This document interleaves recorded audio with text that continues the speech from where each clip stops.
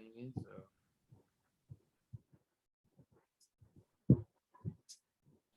so they are saying that whenever you are creating workflow tab, right? So you are creating a create stage. In that create process, you are creating it.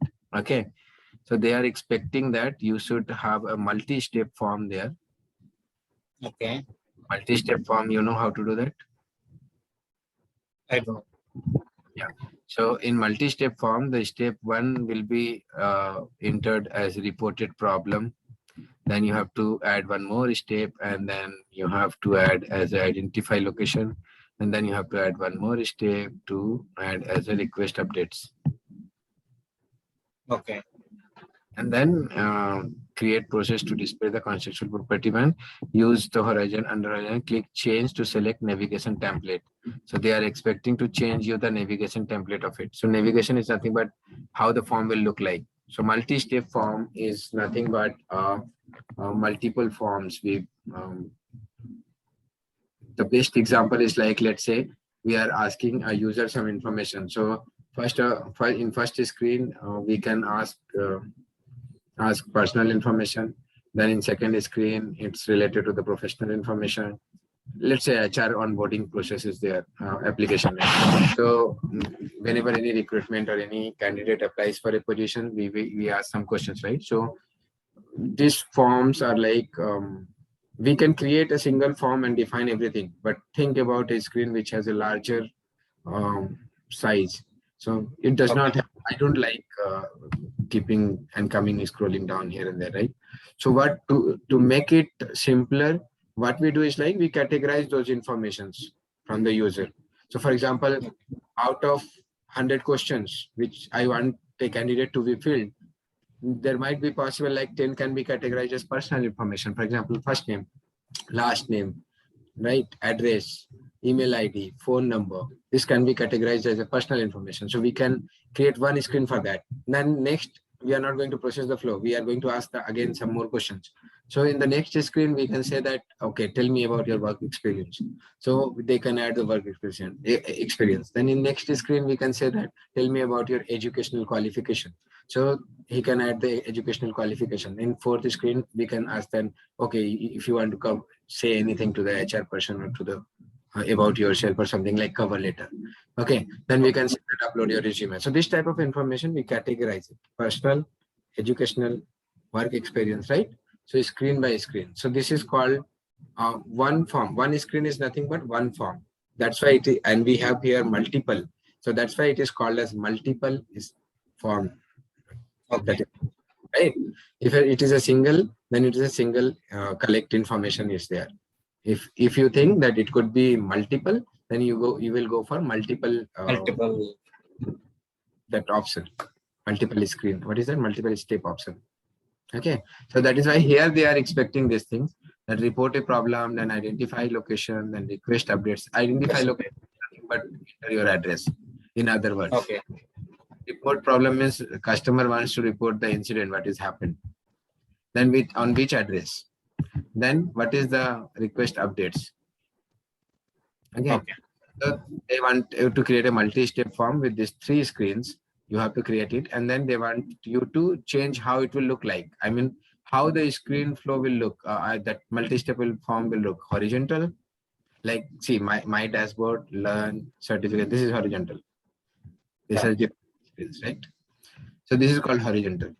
So horizontal or navigation template, I like vertical templates are there. So there are 2 actually, horizontal or vertical, and in that they have some tree navigation or tab navigation, something like that.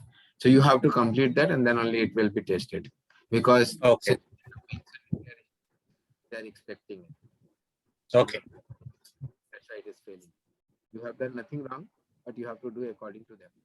Like they want to add a three steps, right? So again, it will fail in some other place. And they want to do a contextual horizontal navigation, so that is also required. Okay. Got it? Got it. Yeah. So Manish. So for now, we are in the course. I hope Manish, you know these things, but just we are revising in 8.6. Okay. The low code defined module we are here. We have completed it. What does low code means and what does where we can do that? So it's moreover about the app studio and all those things. And defining a customer micro journey. So we have discussed like what micro journey is all about. So for any bigger projects, we don't create everything on the first release itself, right? So we break them into the smaller pieces, which we call it as a micro journey, or we can call it as a MLP, minimum lovable product, in our real-time scenarios. Okay, so we were in this exercise right now. I'm sorry. Today we will learn about the user guidance. So user guidance is something like as the name suggests, right? So we are going to guide the user. So about the case life cycle or about the assignment or whatever things are there, right? So one way is to guide a user, like where they are is case status. That is right thing. So for example, we call whenever we PF withdrawal, I can say nowadays it is online. So what we do is like we submit the application claim that we want to withdraw the PF, and the status is processing. Okay, so now after 2 days I will come and see where am I. Then I will look for case status first thing, right? Yeah. So as a user, this status is guiding me. Where am I? Okay. You got the point? Yeah, got the point. So the importance of status is like it tells you where exactly you fall under that particular interval of time when you are checking that what is the current current point your case or your work object is waiting at, or your request is waiting at. So what the best practice is that in every stage you should provide a status. Okay. Okay. I'm just giving you the summary and explaining you what is the purpose of it. I will show you how to do that. So whenever I'm telling you any topic, right, Delhi or Manish, so in that case, I will just answer you 3 questions. What is that? How to do that? And the purpose of that. So if you know these 3 things about any topic, you are perfect on that particular topic to use it at any scenario. Okay. So whenever you say see anything new, just understand that these 3 things, these 3 questions you have to answer to yourself. Then only you will be able to answer in your interview or in your any places. Okay. So what is status? Status is just like a representation of a case at a particular time or a particular stage of the case life cycle. Okay. Okay. It guides the user that where it falls under at that particular time when he is checking particularly. And how to give a status? We can, I have to launch it. Oh, sorry, today I didn't launch.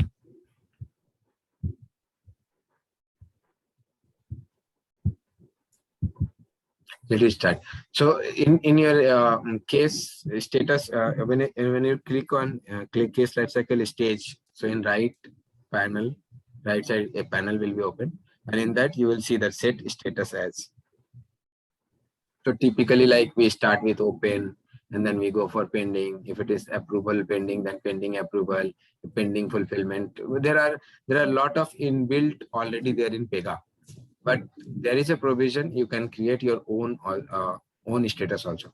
It's a field value. What is field value? We will study when we will go and study about the properties and all. So for example, we right now understand that you can always create your custom status also. Okay. Any questions?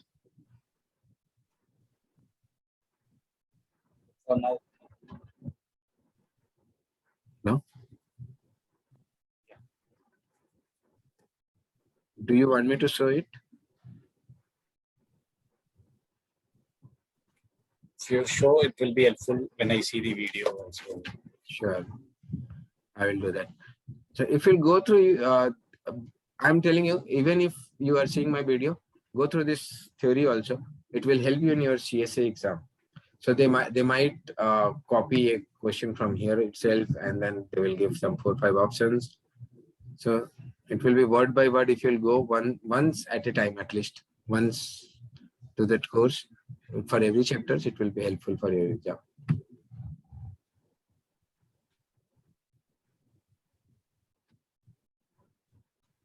Okay, and check these answers also. So once these answers will be checked, I think if it is corrected, then your module will be counted as completed, and I can see that the progress is there. I will show you. Let it start, and I will show you how to put.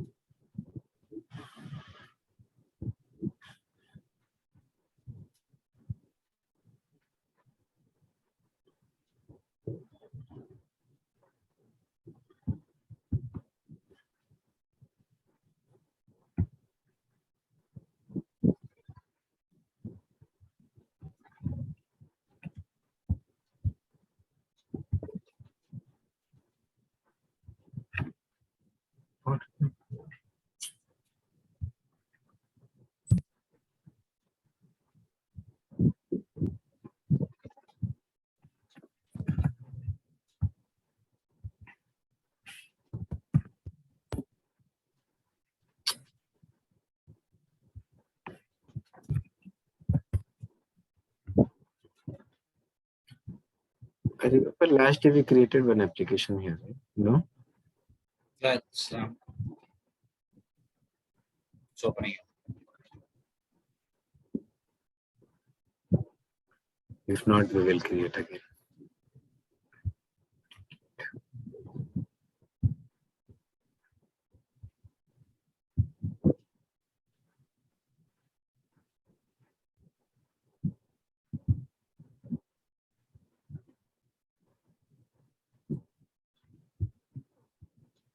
So operator ID is wrong.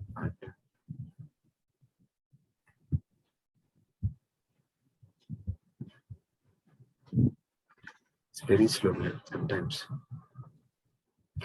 The other thing to guide the user is like whenever you are developing any UI, right? So user is related to the UI mostly time. User does not care what is happening in the backend. So whenever you are presenting any UI to user, so guide them properly. Your instructions should be very appropriate, and it should be specific to the context of the screen. So for example, they have given this screen, right? So this is a very good example actually. So they are saying that this is the screen that they developed, enter payment information. Now they are asking street address, city, and then those. But here there is a chance like I will get confused whether this is my shipping address or a billing address. It could be changed, right? So it will be better if you write some more instructions so that user will be guided properly, so that he should not do the wrong thing. So for example, see here, enter payment information is the main screen, but subtitle is like enter your billing address and credit card information. So now user is clear that this address is billing address and they have to give the appropriate chip code and all those things. So this is called assignment instructions. Okay. There are 2 types of things you can guide a user. It's very simple, right? First thing is status. Second thing is be specific, and you should have all those messages which is required for your screen. Okay, so that is the 2 things. Apart from that, you can guide users by providing tours, by providing a help icon here, by providing tool tips. So there are other topics also, but for now, just understand that you have to do under assignment. This falls under assignment instruction. Those tool tips, helper, and helper text, and all those things also falls under the assignment instruction only. So there are basically 2 categories, either guide by status or by assignment. This is the 2 things user is going to see. Any questions so far? Okay. All right. If you have any doubt, you can ask. Manish, any questions? No, no problem. Good, good.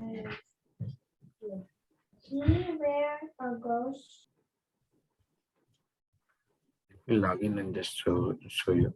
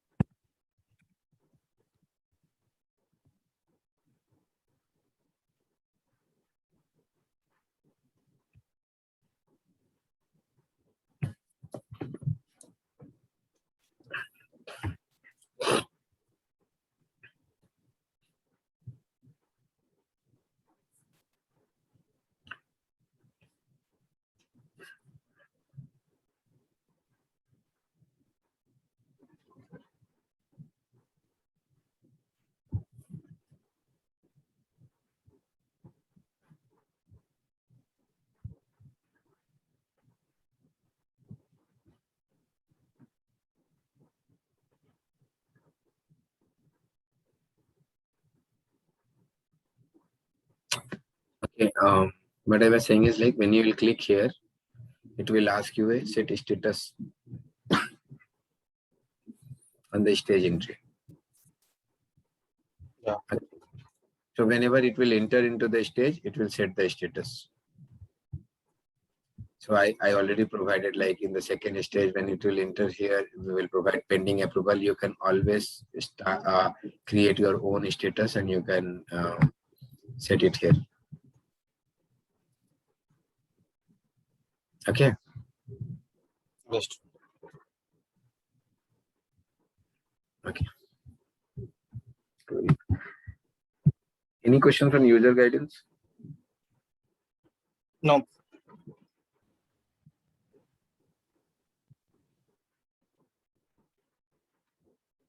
There is a question on the screen. If you will see, you are creating a case study. Creating a case for that it's an onboarding process for new employee, which life cycle benefits from instruction. So you are creating a case type that handles the onboarding process for a new employees. So I was giving the example, right? So onboarding process for new employees. Which case life cycle and benefits from instructions? So the options are a stage where a member of human resources Resource reviews verify the validity of document provided by the new employee. They collect information step for new employee, enter their full name, start date, manager and department. Approval reject step for the new employee rejection. Process for I think so B will be the answer. Just you're creating a case type that handles the onboarding process for new employees. Okay. Which case will require provides benefits for some instruction. We need the full name. yes, assignment instructions, right? So this will be right. So you have to complete like this. So once you will complete it, your module will be marked as next is like they will ask you module quiz. There will be 4 or 5 and you have to complete everything. Once that is 100%, your module will be marked as completed. Oh, Okay. okay.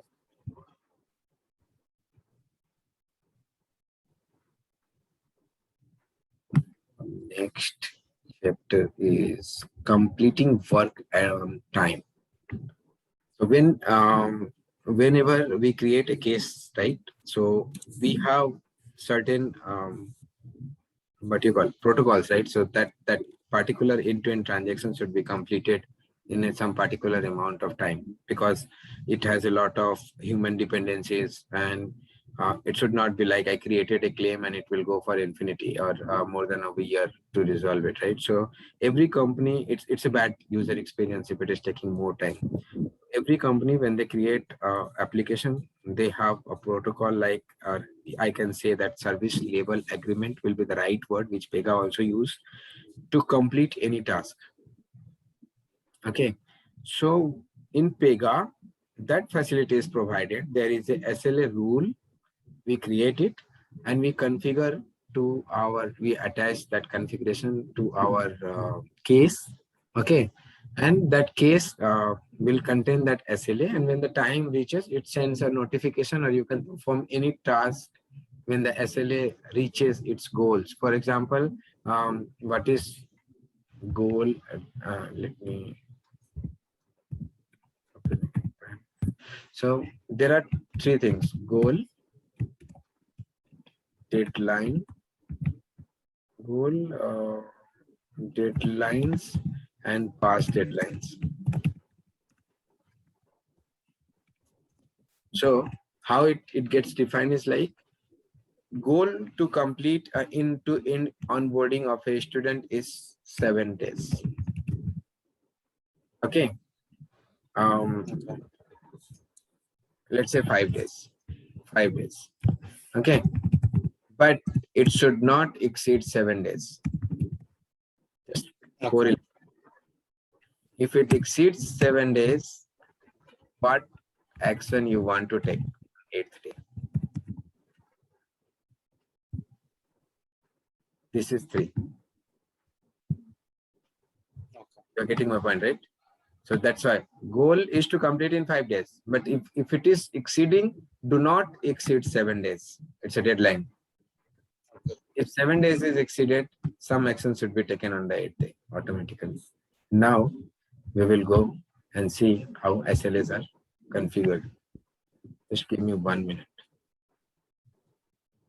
What are the service level agreements, where we can configure it, I will tell you.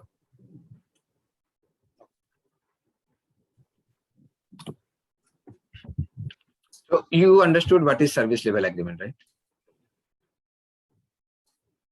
Yeah. If don't, they have a very beautiful video. It's more better video than mine. So, yeah, so you can see that, but actually they will tell you the exact definition, but the service level agreements is not but an agreement when we say that this particular service or this particular transaction will be completed in this particular amount of time.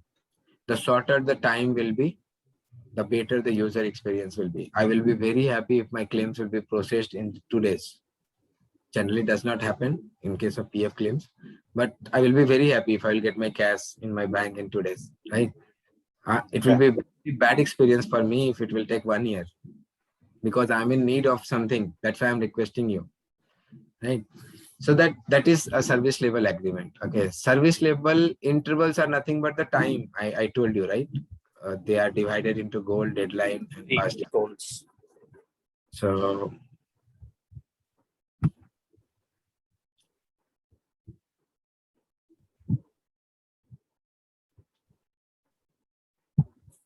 yeah, so start, goal, deadline, and then past deadline is also there. Past deadline is nothing related to the timeline, but you have to take some actions, right?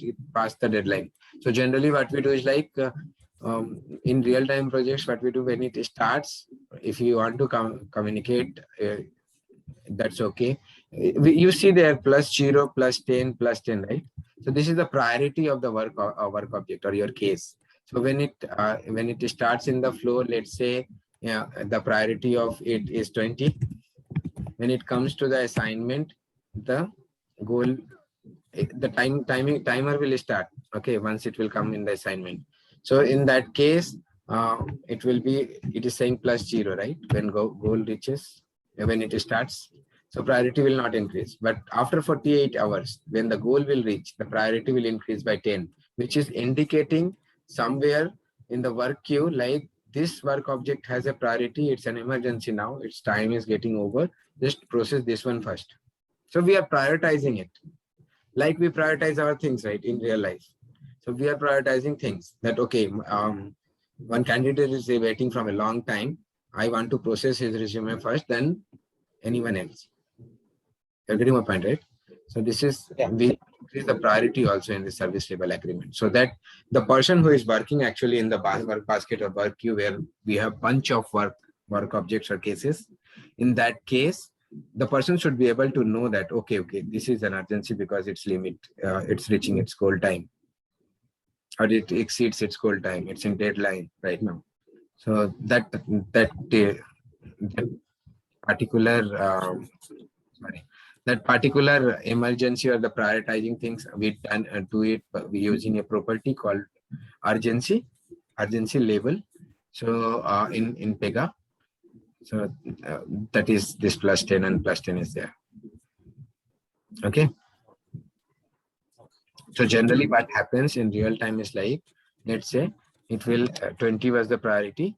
Once it will come to the service level or the assignment, it will wait for 5 days. That is the goal time. I will write it here. And let's say 8 hours. Okay. Within 8 hours, and the deadline is 16 hours. And past deadline is anything after 16 hours. I'm saying when it reaches goal +10, may increase the priority by +10. Then +10. And past deadlines, if you want, you can do that. I need to check whether we can do that in the rule form or not. So what happens is, let's say my case created at 9 a.m. morning. Okay. And it is in the assignment. It reaches the assignment, actually. The correct word will be, it reaches the assignment at same time. Okay. So in that case, the priority, initially we give some priority to the case. So let's say initial priority of it is like, initial priority will be 20. So I'm explaining this formula because CSA exam has these questions. They will give you that a case is entering in that this point, this is the priority, what will be the priority at goal, what will be the priority at deadline. So that type of question comes up. So let's say initial priority was 20. I'm saying that this is the set. Okay, initial is 20. So it came at 9 a.m. morning. At 5 p.m. it will reach. At what will be the, I can ask you that, what will be the priority of the work object at 5 p.m. 5 p.m. is like it is reaching 8 hours, right? 9 to 5 is 8 hours. Yeah. Okay, so at 5 p.m. it will reach to the goal and the priority will be 30. Similarly, after 5 p.m., 8 plus hours. So 5, 7 at 1 a.m. The priority will be 40. Now, nobody asked me this question. I'm saying 16 hours. Why I'm counting 8 only here?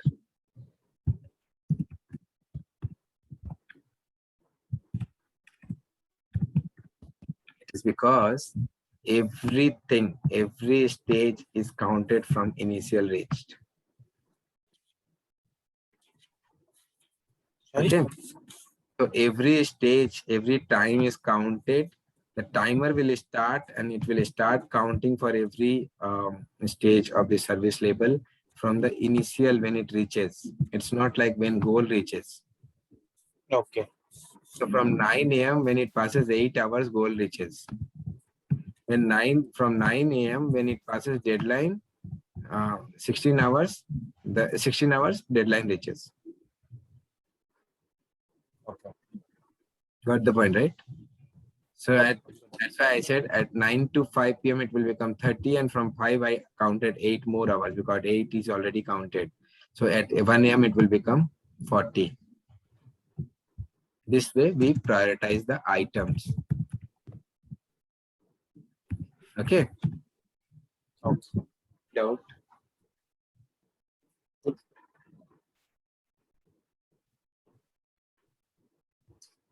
All right. Any question? Manish, you are also good? Yeah, Ram. Okay. The third point I want to tell you here is like for every particular state, we can perform any action. We can notify, we can escalate, we can route, anything. I mean, you can write any code and you can perform any actions. So for example, if goal reaches 8 hours, we want to notify the person's manager that this is reaching goal. This is already reached goal and now about to reach deadline. So make sure that somebody is working on it. So some type of notification we can set. So this way we can control over, passing the deadlines and making the user experience first. This is a very good and important thing actually in your application. Okay. Similarly, same thing, we can perform any action at deadline. You can perform any action at past deadline. In the rule form of service level agreement, we can configure all these things, what I'm talking about. So when we will go and see how to configure service level agreement SLA rules, then we will revisit this. Just for your understanding, I'm explaining these things practically, with an example. Any doubt? No? Okay. So now it will go to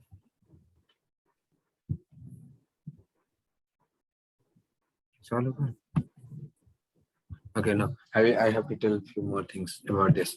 So this is we understood what is service level agreement, we understood what is goal, what is deadline, what is past deadline, we understood what is priority, and we understood how the priority increases when anything is any particular state is reached. Yeah. Okay, now we will see how many types of SLA is there. So types of SLA is nothing but how many way you can configure it. So one is case level.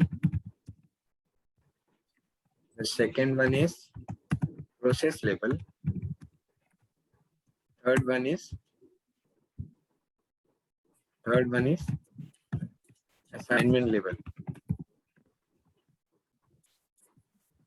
Okay. Now what is case level? What should be the minimum time required to process a case end to end? When I say end to end, it's all the stages of the stage. Okay.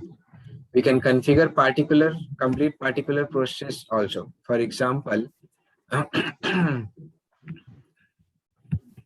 so at process, so the same sentence and this will be at process level.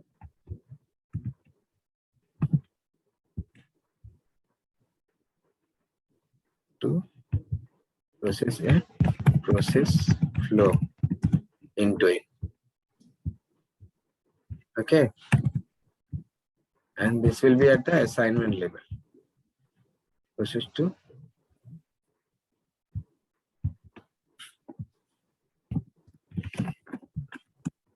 into it.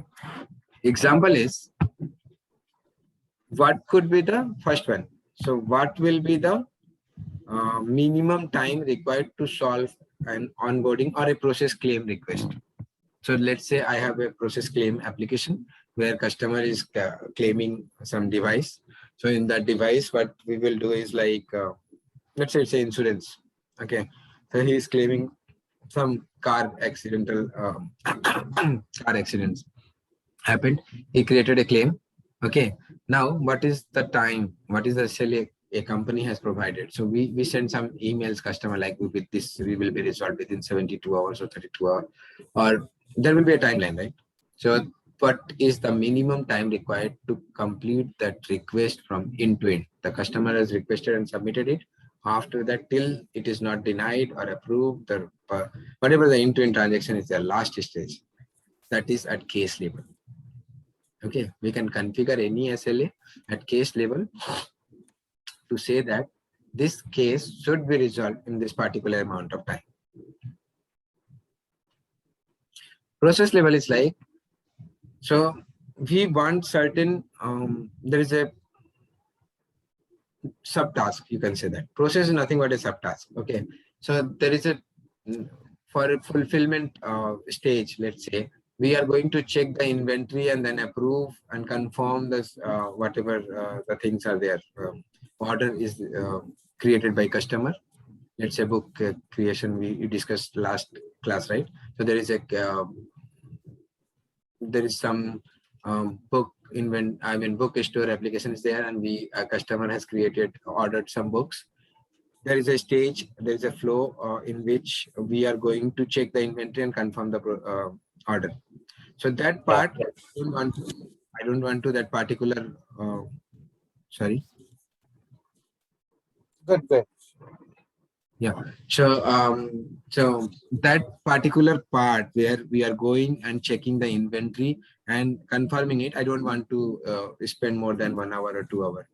So that particular process, that will be a flow, right? So in that process flow itself, I can put, it should not exceed an SLA of 1 hour. Okay. I cannot say like, the customer has ordered it, and after 3 days, I'm saying that, okay, I'm confirming. By that time, customer will forget everything what he ordered, and he will buy from some other place. So that's why this is also provided by Pega.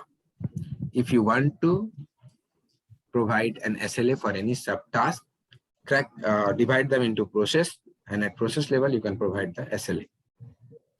Third is assignment level. So assignment level is something like, the best example is approval. Okay. So when we say that this request should go, candidate has submitted and on details for applying for a position in your company, and that onboarding application will go for an approval for the HR department that this is the suitable candidate. HR will go and see the resume, the details, the qualifications, and he will approve that, okay, the next interview process should be started, right? So we provide an approval screen to the HR department, like just go and approve or deny this request. So we don't want that candidate to be waited more than 2 days. So we already conveyed to candidates that within 48 hours, HR will reach you, or your application will be reviewed. And if you are shortlisted, we will send you an email. Okay. So in that case, we provide an SLA of 2 days to HR department to process any service, any request submitted by the candidate. Got my point? So this is called assignment level. 8.6 has introduced something new. I'm not sure. I need to check. So these three, I know. So case types, stages, process, and collect information. You can configure SLAs on case type. I told you. Okay, now you can provide in stages also. So stages is nothing but a particular stage, multiple processes. I told you process. Collect information is nothing but assignment and approval steps. So there are, you can provide here stages, process, collect information, and approval. Same thing. The purpose, the formula is same, goal, deadline, same thing, but the purpose is different. That's it. This is all about SLA. Any doubt? Now we know that what is SLA, how it works. Okay. Yeah. And wherever, what are the places we can put it? And the fourth one I can write at stage level.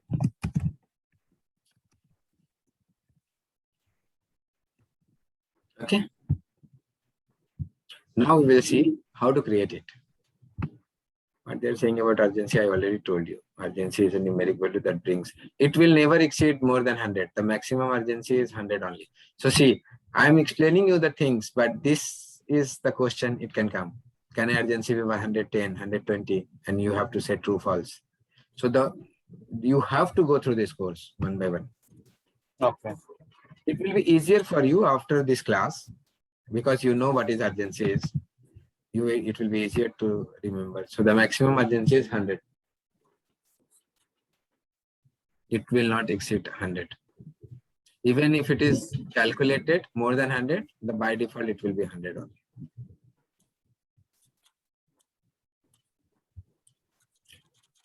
Okay. Okay. Escalation actions also I told you. Now,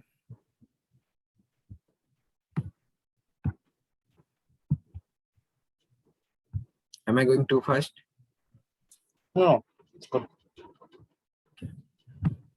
So we have user guidance, setting case status challenges there, completing work on time. This is very important. So I will tell you, we will finish this class today here and go through it once and enforce this level agreement, this exercise. Till this exercise, you go through it and then we will start the next class.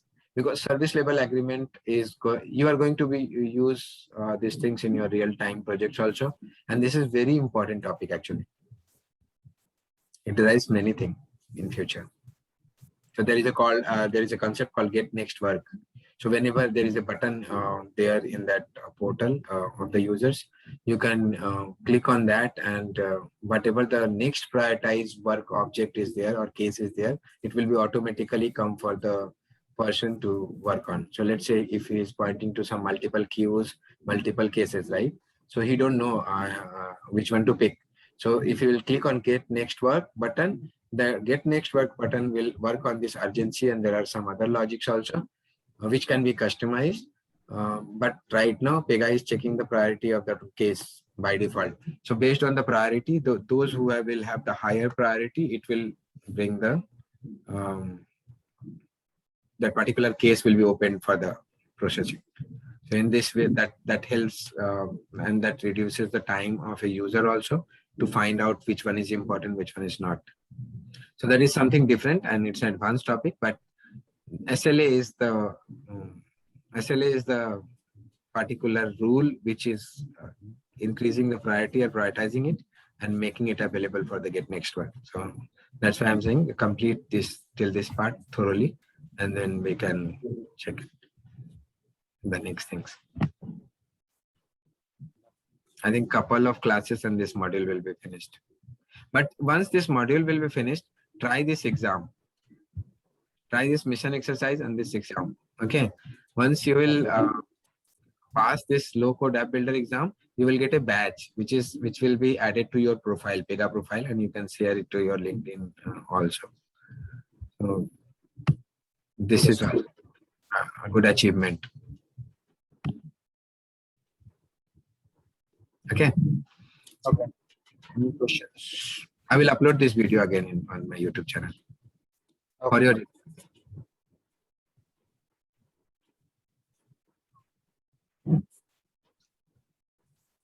good, right?